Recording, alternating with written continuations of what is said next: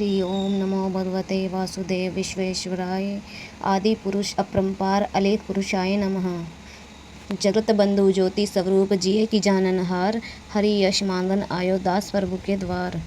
श्री भगवान जी अर्जुन को जो गीता ज्ञान दिया सो मुझे मिले। हे भव्य भंजन श्री कृष्ण जी से किशोर दास मानता है। हे प्रभु, गीता ज्ञान के उच्चारण करने से तुम्हारे भक्त पूर्ण रूप ब्रह्म को पाते हैं। प्रभु, मैं आपकी शरण में पड़ा हूँ। किशोर दास और कृष्ण दास अति दिन गरीब हैं और आप परम प्रवीण आरत दुख भंजन हो। हे श्री कृष्ण भगवान, तेरे संतों और भक्तों के हेतु मैं यह ज्ञान भाषा में कहता हूँ। श्री गीता के ज्ञान की कथा प्रारंभ। जब कौरव पांडव महाभारत के युद्ध को चले, तब राजा धृतराष्ट्र ने कहा, मैं भी युद्ध को देखने चलूंगा। तब श्री व्यास जी ने कहा, हे राजन, नेत्र के बिना क्या देखोगे? राजा धृतराष्ट्र ने कहा, देखूंगा, नहीं तो श्रवण तो करूंगा। तब व्यास जी ने कहा, हे राजन, तेरा सारथी संजय तो कुछ महाभारत के युद्ध की लीला कुरुक्षेत्र में होगी, सो यहाँ बैठे ही श्रवण करावेगा। व्यास जी के मुख से यह वचन सुन संजय ने विनती करी, हे प्रभु, यहाँ हस्तिनापुर में बैठे कुरुक्षेत्र की लीला कैसे जानूंगा तथा राजा को किस भांति कहूँगा।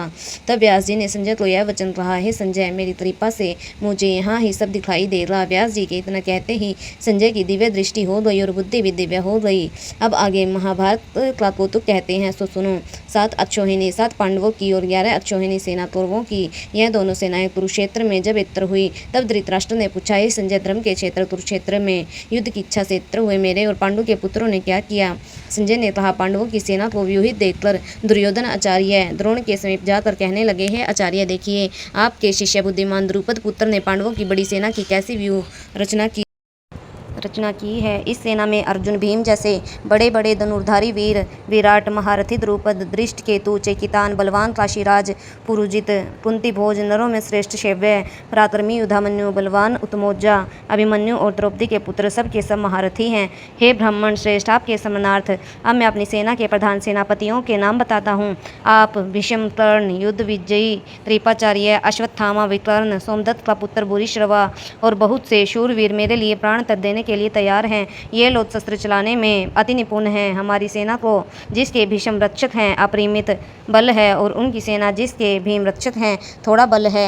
अब आप सब अपने अपने मोर्चों पर सावधान रहकर सेनापति की रक्षा कीजिए। भीष्म पितामह ने दुर्योधन को प्रसन्न करते हुए और ऊंचे स्वर से गरजते हुए शंख बजाया।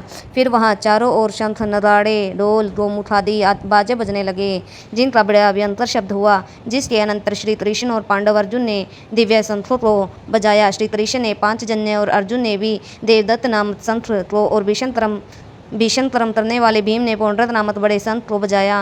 कुंती पुत्र राजा युधिष्ठिर ने अनंत विजय, नकुल ने सुघोष और सहदेव ने मणि पुष्पक और धनुर्धर, काशीराज, शिखंडी, दृष्टद्युम्न, विराट, अपराजित, सात्यकी, राजा द्रुपद और द्रौपदी के 5 पुत्र और महाबाहु अभिमन्यु, इन सभी ने अपने अपने शंख को बजाया। उन शंखों के भारी शब्द से आकाश और पृथ्वी गूंज उठे और धृतराष्ट्र के पुत्रों के हृदय कांप उठे। हे राजन, अर्जुन ने कौरवों को युद्ध के लिए प्रस्तुत देखकर धनुष उठाकर श्री कृष्ण से कहा कि हे अच्युत, मेरा रथ दोनों सेनाओं के बीच में खड़ा कीजिए, जिससे मैं युद्ध करने वालों को देख लूं कि इस रणभूमि में मुझे किन किन के साथ युद्ध करना चाहिए। दुर्बुद्धि दुर्योधन से प्रीति करने वाले जो युद्ध के लिए यहाँ एकत्रित हुए हैं, उनको देखूंगा। संजय ने कहा, हे राजन, अर्जुन की बात सुनकर श्री कृष्ण ने भीष्म, द्रोण आदि वीरों के सामने उत्तम रथ को खड़ा करके कहा कि हे वीर, युद्ध के लिए उदत इन कौरवों को देख लो। अर्जुन ने चाचा, बाबा, गुरु, मामा, भाई, पुत्र, पौत्र, मित्र, ससुर और सज्जनों को शस्त्रों से सुसज्जित खड़े देखा, और उसने इन दोनों सेनाओं में अपने इस बांधवों को देखकर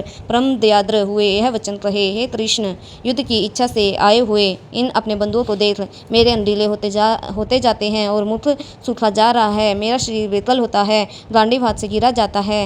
हे केशव, मुझ में यहाँ खड़े रहने की सामर्थ्य नहीं है और सब लक्षण मैं उल्टे देख रहा हूँ, और संग्राम में अपने सज्जनों का वध करके कोई लाभ नहीं होगा। हे कृष्ण, मैं जीत, राज्य और सुख भी नहीं चाहता हूँ। हे प्रभु, हमको राज्य भोग तथा जीवन से क्या काम है, क्योंकि उन जिनके लिए राज्य भोग और सुख की इच्छा की जाती है, वे सब इन युद्ध में प्राण और धन की इच्छा छोड़ मरने को तैयार हैं। और आचार्य, पिता, पितामह, पुत्र, माता, ससुर, पौत्र, साले और संबंधी, ये सब मुझे मारे तो भी मैं, हे मधुसूदन, मैं इन्हें मारने की इच्छा नहीं करूँगा। हे जनार्दन, त्रिलोकी के राज्य के लिए भी मैं इन्हें मारना नहीं चाहता। फिर इस पृथ्वी के राज्य के लिए तो कहना ही क्या।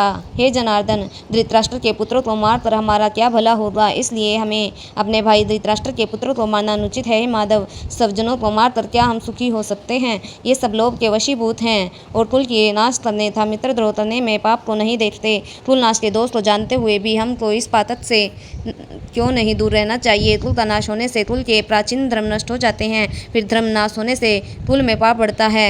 हे तृष्ण, पाप से कुल की स्त्रियां व्यभिचारिणी होती हैं, जिससे वंशांतर संतान उत्पन्न होती है। वह वंशांतर जिन पुरुषों ने कुल को नष्ट किया है, उनको तथा उस कुल को नरक में पहुंचाते हैं, क्योंकि श्राद्ध तर्पण आदि बंद हो जाते हैं। वंशांतर बनाने वाले दोषों से कुल वंशों के जाति धर्म और कुल धर्म निरंतर नाश होते हैं। हे जनार्दन, मैंने बराबर सुना है कि कुल धर्म नष्ट होने से निश्चय नरकवास करना होता है। हाय, हम बड़ा पातक करने को तैयार हैं, जो राज्य सुख के लोभ से सज्जनों को मारने की कोशिश कर रहे हैं। शस्त्रों को धारण किए हुए धृतराष्ट्र के पुत्र यदि मुझे शस्त्र रहित और उपायहीन को रणभूमि में वध कर डालें तो मेरा बहुत कल्याण हो। संजय ने कहा, हे राजन, यह कहकर दुखित होकर अर्जुन ने धनुष बाण फेंक दिया और रथ के पिछले भाग में जा